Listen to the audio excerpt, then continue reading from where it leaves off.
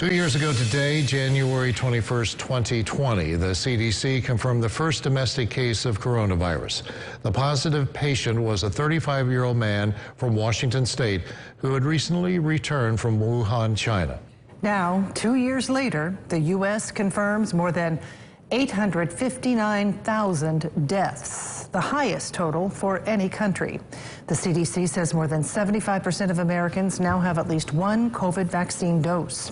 And here at home, the Tri-State is looking back at the past 2 years as we continue to search for normal during this pandemic.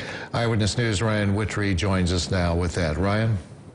69 million cases. That's the latest nationwide coronavirus tally from Johns Hopkins University. And here at home, the COVID-19 pandemic has had a profound impact across the region, killing thousands and infecting many more. But despite the devastation, some people are looking for hope.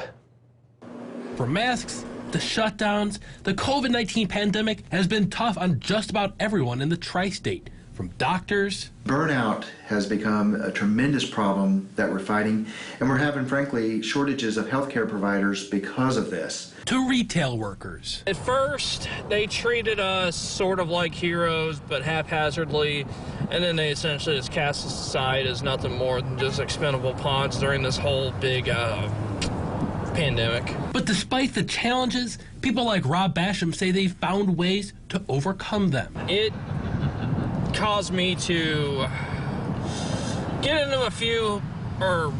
into a bad habit, but I broke my bad habit since, and it's just caused me to actually try to turn some things around and do better.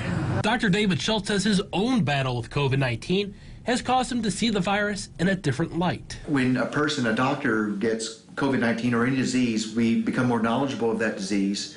We also become more empathetic with other individuals who get it. I understand what the body aches and the fatigue and the long haulers syndrome is all about. Dr. Schultz says developments like the antibodies that helped him overcome COVID have given him hope during the pandemic. This is a revolutionary type of medication, type of treatment, and I think down the road we may see more to come in other areas of medicine from this innovation. While we don't know when this pandemic will ever end, Dr. Schultz says the legacy of these times will continue on for decades, much like the Spanish flu epidemic over 100 years ago.